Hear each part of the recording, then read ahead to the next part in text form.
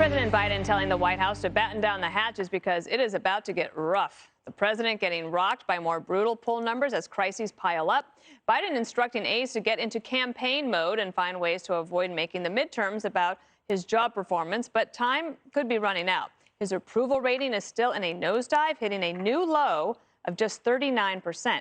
And House Democrats are also sounding the alarm on staggering inflation as fears of midterm election losses loom. Even some in the media chiming in on the serious trouble Democrats face in November. That voters' views about the economy begin to harden in an election year around May.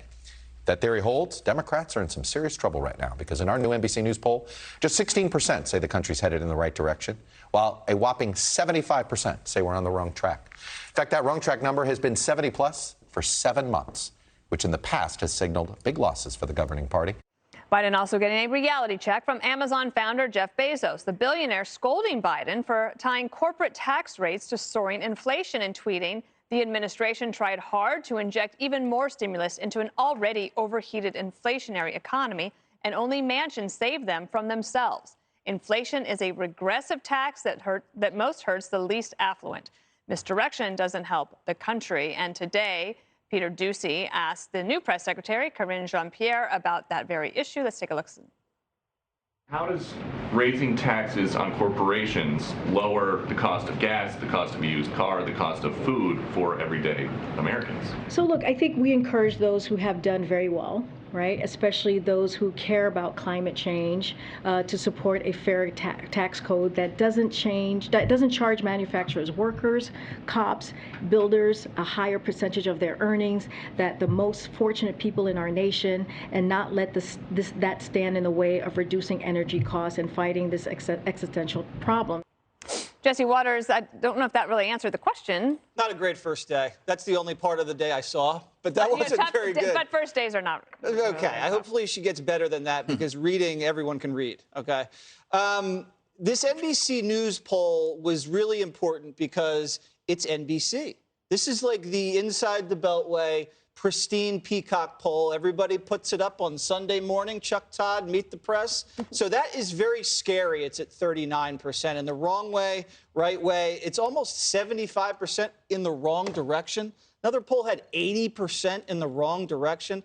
Hasn't been that bad since right after January 6th and the impeachment. So these are pretty startling numbers. Biden says he's instructing aides to get tough for the midterms. No, he's not. The aides are instructing Biden to get tough. He's the puppet, and everybody knows that. Why is that? He came into office with all this great political capital. Remember, he was supposed to be the healer. But now the people feel like it's been false advertising, right? He hasn't healed anything. Everything has gotten worse. He's like the doctor. You go in, you tell him your leg hurts. He says, rub some cream on it, and your leg falls off. It's gotten worse. At least Trump, you knew what you were getting when you put him in office. You were getting a feisty rabble-rouser. Biden was supposed to make everything feel better, and everything's gotten worse. Feels like third world vibes. Are you high crime, high inflation? You can't get stuff. There's shortages, empty shelves. This is not the America people love and respect. Now, if you go in and you blow up the border and then divide the country with vax mandates and then screw up Afghanistan, everyone's going to be like, whoa, whoa, what is going on? But then when you add to that his lack of vision, he didn't see 2 COVID waves coming and he didn't see inflation coming. You're seeing a guy that's just hapless as a leader. And you can either be a poor leader and a good politician or a poor politician and a good leader. Biden is bad at both, and the American people now realize that. I wondered about this idea that Biden is now telling his staff to get into campaign mode, because I remember it was early on when the Georgia voting law was passed. Remember he called Republicans Bull Connor? Mm-hmm. I mean, I don't know if the campaigning ever really stopped on either side. I would like them to be in campaign mode all the time, right? I wish they worked as hard on the problems that we face that they work when they fear that they're going to lose power. Like, generally, people in America don't have campaign modes. That's called work, right? You know, it's like, you know, if our job was to care about crime and the police and inflation and the border, these are things that you would care about year round, as opposed to 6 months prior to a midterm. And I think that most political leaders would be nice to see what would happen if they were forced to campaign year round, right? Because that's what when we have a job, right? We just don't get a job and then, we're in. You have to prove yourself every day. Real jobs, whether it's sales or customer service. You have job reviews, you have bosses, you have deadlines. But once politicians win an election, it's like they stop working.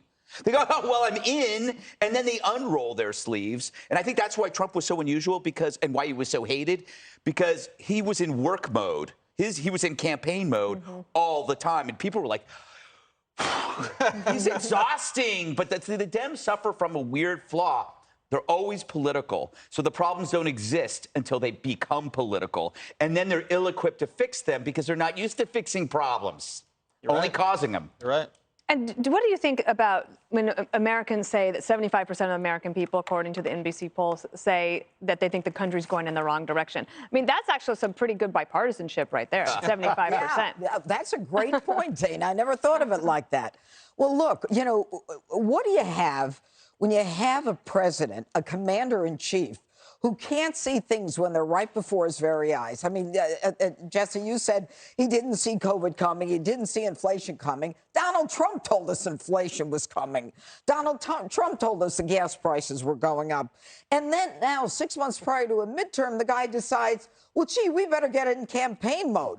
No, the truth is you don't know how to do anything, get into it or get out of it. So what do? They have nothing to talk about in terms of what they've accomplished. So they pick on the Republicans. And so they say, you know what? The Republicans are terrible. And they think that we're stupid, that if they pull the wool over our eyes, we'll say, yeah, those Republicans, they were really terrible. I only paid $2 a gallon for gas. Inflation was 2%. Now it's 8.3 or 5%. You know, I mean, they just think that we're stupid enough to buy what they're selling. And we're beyond that. We're absolutely beyond it. Right now, American families are anguishing, and they are hurting. They're hurting for baby formula. He knew that was coming. He did nothing about it. His Health and Human Services, Becerra, said, we knew this last year. And then Afghanistan. He knew we had to get out of Afghanistan. It was the worst get out of a country that we've ever seen. In fact, he should have taken the weapons that he left there and given them to the Ukrainians. We'd be better off. Great idea. So, Geraldo, one of the things that they have been doing in the White House is having to deal with the far left. So in some ways, they've also been campaigning internally for a long time because they know that Joe Manchin and Kyrsten Sinema are basically helping protect them from bad votes, but yet they still continue to try to drive that messaging to the left in order to placate that base. If they drive Title 42 to be abolished a week from today, they will have helped destroy the Biden presidency. I think it would be a self-inflicted injury of a monumental dimension, and the reverberations might result in a rout in November and, more importantly, in 2024.